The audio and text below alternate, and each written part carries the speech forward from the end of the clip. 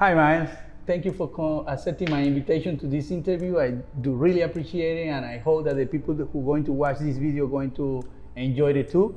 I would like to start with an introduce of yourself to everybody. Hey everyone, my name's Myles.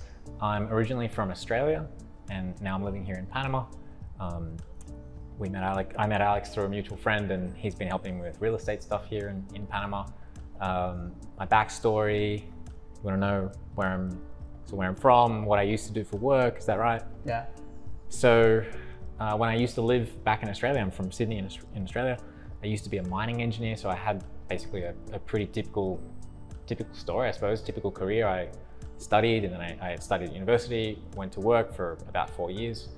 I was just basically working a salaried job as an engineer in Australia. So that's where I used to be. That's where I come from. Okay. And then what you used to do after that, you become to be an entrepreneur? Yeah, so I went from being an engineer and sort of maybe typical story for a lot of people who started out and ended up in a similar position. I didn't really like the job that I was doing, didn't really like working for other people, so wanted to do something for myself. And basically just looked on Google for ways to make money online, as we can now these days. So that was like 5 years ago, maybe 5 to 6 years ago that I actually left that career. Started an Amazon FBA business, so basically in e-commerce. That business is something, basically the main thing that I've been working on up until last year, 2021. And basically at the same time as I made a lot of changes in a pretty short period of time, left my job and my career behind as an engineer. I quit that. I started a few businesses that failed and then very quickly started the Amazon business. And I guess to sort of tie it into why I'm now here in Panama, I remember while I was doing that, I was sitting in my bedroom in Australia and I was researching like products to sell online. And I was sitting like, I don't know, I think I was wearing like my boxers. I was like half naked in my bedroom. And just sort of, I realized, I was like, hey, why am I still in Australia right now? Like, why do I actually need to be here? I just quit my job. I don't work here anymore. I'm working online from my computer in my bedroom. Why here in Australia? And so that was basically, for the next 5 years, I left Australia that year in 2016, and then pretty soon after got my residency here in Panama. And I've been traveling a lot as well since then and kind of enjoying the more nomadic, I suppose, or like the digital entrepreneur lifestyle, so to speak. You were traveling many countries before I guess that you visit Panama before to decide like I will establish this in there, but what was the reason that making you think like I want to live in Panama? I mean, I didn't actually visit Panama before I decided to live here. Oh. I kind of make decisions on the spot and then just go do them. So I was looking for, it was specifically, the first and main reason was around the income taxes and actually thinking about, okay, so I'm setting up this new lifestyle for myself. I'm not living in Australia anymore. I don't want to live in Australia. How can I choose to live somewhere else that just financially makes a lot more sense? And also obviously has to meet other criteria as well. Like you've got to be able to live a good life. So I was looking online, that's kind of just how I do things. I go and look it up on Google and then figure out what I think is the best way of doing it. And then I just go try it. So yeah, this was pretty soon after I'd started my online business. I was looking for other residencies, places to live, and Panama seemed to tick a lot of the boxes for me. And so I ended up here. Oh, that's really interesting. What was the keyword that you used to do that search? Oh gosh. If you remember. Yeah, it was a while ago now. Something around like, again, the primary reason was understanding that I would have been paying a very high income tax rate in Australia. And so what was the rate of income taxes that you used to pay every year there? Yeah, so obviously my income has varied a lot over the years, but back when I was in Australia, I was working a salaried job. It was a pretty reasonable salary. So in our system, obviously you've got the tax rates that go up as your income goes up. I think I was in the second highest tax bracket, so 40% maybe. Wow. Something like that. Wow. So it's a big chunk. Yeah, so imagine all those years like doing your business on Amazon, and then you have to pay that percent of taxes. It will be like really nightmare. So that's one of the bigger reasons that you decide to looking for a country like with the territorial income tax system, right? Correct. So I guess when I was looking at it, or if I was looking at doing this now, you can either look at a country that's just going to tax you at a lower rate, or ideally you can look for something like the territorial tax system, which basically means that if you are specifically doing online business, so your place of business or where you're sourcing your income from is not connected to where you're living, which an e-commerce business is, or if you're selling, doing online coaching, or there are lots of online businesses that would fit into this category, then that business comes from outside the country in which you live, but the country in which you live has a territorial tax system, which means that you basically don't get taxed on any of that external income. So there's Panama and a few other options as well, but when you look at that, it almost becomes like a no-brainer. As long as you can tick the other boxes for other factors, it just makes a lot of sense. That's good to know. But this is also important to mention in this point, based on what Myles mentioned, that all these apply in terms of United States always when you are a no ETBUS person. Because if you are an ETBUS person, that's not gonna be applied because then you're gonna be taxed in the United States. But if you are not an ETBUS person, you can go to a territorial taxes country, and you don't have to basically pay taxes for whatever income that you generate outside that country. That's correct, right? You're saying that was ETBUS? ETBUS, ETBUS, which... engage in trade, in business in US. That's right. So it does, in general, obviously, like, not financial advice, not qualified professional, I'm not anyway, but if you are connected to the US, or if you're a US citizen, then it's different. So I'm just speaking from my own personal experience. Yeah, so that's something really important to take into account, because you cannot make mistakes when you are talking about in terms of income taxes, most if you have connection with the IRS in the United States. So you need to really always looking for the advice of experts in taxes, international taxes, and for sure they're going to tell you more or less what I am trying to explain you.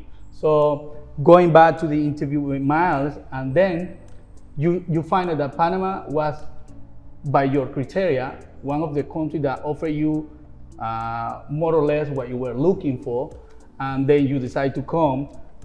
Tell me how have been your experience since you come. What the most you like in this country? I think I've definitely started to really sort of settle in more recently, like really start to feel at home. And I think the more that I've done that, the more that I've allowed myself to actually feel at home here, the more that I've really started to like it. So I don't know whether that's like a tip, but because I was traveling a lot in the last like 5 years, I never really felt like I really wanted to take roots into Panama, and that wasn't Panama itself, that was actually me. But now that I am doing that, really putting roots down, it just feels more and more comfortable. So it's not a specific thing, but like I've really enjoyed noticing that change. I think what I like, obviously you've got the driving reason is like, okay, the finances make sense, make a lot of sense to come here. Then it just kind of ticks a lot of the other boxes, like for comfort, like you can get everything you want, you can live very cheaply, but again, if you're in this sort of more entrepreneurial path, then the cheap living, while it's a benefit, it probably doesn't make as much of a difference as like, can you get access to the things that you want to have access to? So I'm living here in Panama City, and that's because you can get access to, like, I don't know, anything that you get in any other city. It's a small city, which I actually prefer. It's 1 million or something like that. Yeah, it's 1 million, here in the city. So it's on the smaller side, but there's definitely advantages to that as well. Like I've lived in larger and smaller cities in Australia, and you just sort of have everything close by. You can get access to good food. Obviously, like there's plenty of good real estate to live in. And again, like you can get cheap or expensive, and it's all relative, at least relative to where I'm from, relative to Australia, to Sydney, much cheaper, which is great. And I've just recently, so I'm about to hopefully buy a car soon, which was one thing that I want to get so I can explore the country more, but we've been on a trip together, and just like, it's a small place, but there's actually like a lot. There's a lot to see, there's a lot to do, there's a lot to experience. We're here now, it's in the dry season, and the weather's like really beautiful. Amazing in this part of the year, yeah. And this is my first time experiencing the summer here, so I'm just like, I'm new to this. What else? I guess that's kind of it. It's like, it ticks the boxes that you need to live well. Obviously, I think it's a different culture, so I don't know if that was gonna be another question, but you need to decide for yourself, like, do you think you'll like, living in a different culture or making adjustments? Like for me personally, that's like the flavor of life, is experiencing new things. And like, you probably want to learn Spanish if you're going to move here, just things like that. But I think if you can take that adventurous side as like a positive, which I do, then you've got everything else that you need to live well. And then on top of that, you've got the fact that it's just like a financial no-brainer to move here. So yeah, I like it a lot. To close, I have a question for you that is from your point of view. When you got your Panamanian resident as a friend country with Panama, so in those days, the whole process was quite cheaper than now. As you know, now the law changed to apply to that. In terms of real estate, that is one of the options that the government offer you. The minimum of the investment is 200 grand. Do you think, from your point of view, that it still may value to someone that is running a business in a digital way, which revenue is over $1 million per year, it still makes sense to buy a property here for minimum 200 grand, establish it here, to try to reduce their taxes? What do you think from your point of view in terms of that? Yeah, that's a really good question. People who know me have asked me over the course of the last few years, like in their particular case, is it worthwhile coming here? It's definitely something that you don't want to do this lightly. There's not only that investment which you're talking about, which is it's not a cost, it's not a fee, but it's money that you need to basically put into real estate. Into real estate here to be able to be eligible for the visa, for the residency. That cost, definitely there's like a minimum threshold. If you're going to tie up 200K into real estate, well, you need to be operating your business and your income at a certain level to make it financially balance out. You obviously need to have the means to do that. Not only the financial side of things as well, but like, don't underestimate the energy cost, like your time and attention, and other costs as well that it takes to actually move your life from wherever you're living now to a different country. So like Panama, it takes a lot of time and energy, and let's say from financial terms, you'll be taking your eye off the ball for some of that time away from your business, where you could grow your income. Maybe you'll get taxed more, but you could grow it a lot maybe with that time and energy. And instead, that time and energy has to go into actually working out how to move to a different country and getting familiar with all the laws and all the regulations, the processes you need to follow, just the admin bureaucracy stuff, like opening bank accounts, doing all the things that you need to do to save on the tax. The things take time and energy. So I guess my point is, like, you need to be above a certain threshold of income and in a certain position to be able to, not just be able to, but actually to make it worthwhile. And I think you said $1 million in revenue, so maybe in net profit like 200, 250, 300. If you're in that ballpark or above it, obviously, I think it can definitely be worthwhile. But it's a really good point. But you still have to put the balance. Exactly, it's a balancing act, and you need to think carefully for yourself, like, how does that balance play out? Both in financial terms and the energy and time and attention that it'll take you to make the move. Yeah, it was one point that I mentioned earlier in the video, that if one of the 6 questions that I make at the beginning, like if you have an adventurous spirit, that is important also, because some people cannot really handle those bigger changes in their life. They be overwhelmed and they wanted to go back to their country and to that area or that country where they feel familiar with everything, because this is a big change. Most of you don't speak the language and all that, so this is something that you need to take into account. Myles already speaks Spanish, right? Yeah, I'm gonna say yeah. That's really good.